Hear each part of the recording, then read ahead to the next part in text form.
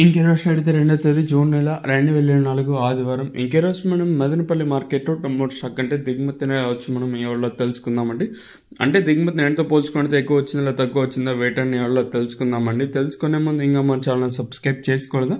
ఇంకెందుకు కాలేసం please like plus subscribe చేసుకోండి. ఇంకా మన ఛానల్ సబ్స్క్రైబ్ చేసుకోకుండా అలాగే ఏడో లైక్ చేయకుండా చూసుకుంటే వెంటనే లైక్ ప్లస్ సబ్స్క్రైబ్ చేసుకోండి. మనం అయితే 71,000 మందికి అయితే చాలా దగ్గరగా అయితే వచ్చాము. ఇంకా జస్ట్ ఒక 70-60 ఏమో కావాలో.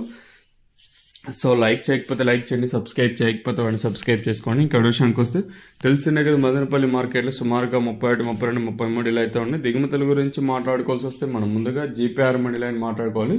ఇక్కడ చూసుకున్నట్లయితే దిగుమతులు అయితే పెద్దగా మార్పు అయితే లేదు, సేమ్ యూనివర్సిటీలో దిగుమతులు అయితే వచ్చాయి. ఇప్పుడు గుర్తుపెట్టుకోండి, ఒక మండీకి ఒక 100-200 క్రేట్లు ఎక్కువ వచ్చింటే ఇంకొన్ని మండీలకి నేనుతో పోల్చుకుని దిగుమతి అయితే తగ్గింటుంది.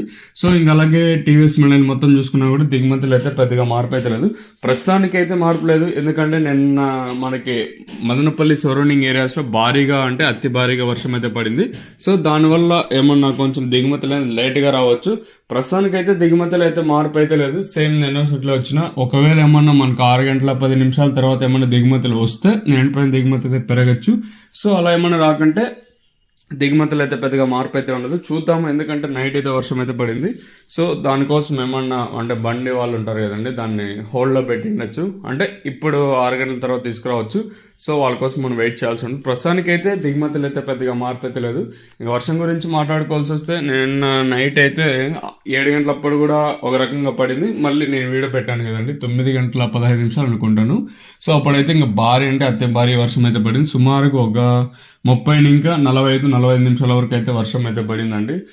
మళ్ళీ ఒడిశా ఈ ఏరియాలో కూడా నిన్నైతే భారీ వర్షం అంట మనకైతే కాల్ వచ్చింది. అంటే రైతు అనేది ఫోన్ చేశారు, ఒడిశా లింక్ అయితే ఫోన్ వచ్చింది. ఆ ఒక్క ఫోన్ అయితే నేను రిసీవ్ చేశాను. సో అక్కడ కూడా భారీ వర్షం అంట. సో నాకు తెలిసినంత వరకు మదనపల్లి సరౌండింగ్ ఏరియాస్లో ఎక్కడెక్కడ పడిందో చూడండి. మదనపల్లిలో అయితే నిన్నైతే భారీగానే పడింది వర్షం వచ్చేసి. ఇదండి ఇన్ఫర్మేషన్ వర్షం గురించి మదనపల్లి మార్కెట్ ఇంకా.